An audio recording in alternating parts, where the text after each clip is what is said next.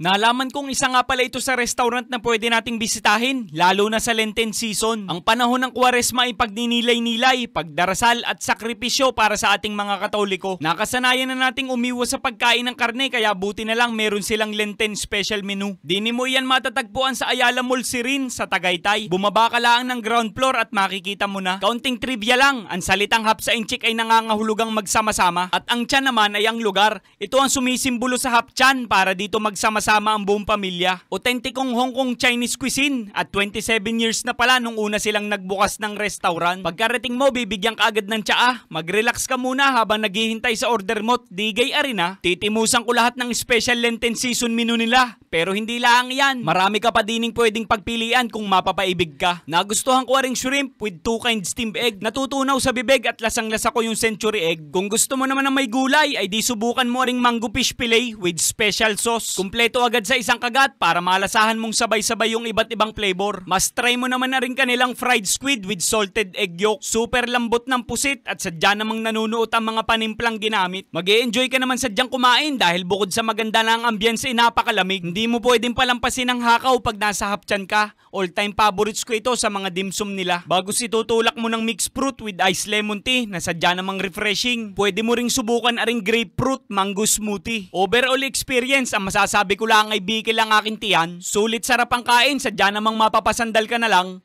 Ay inang!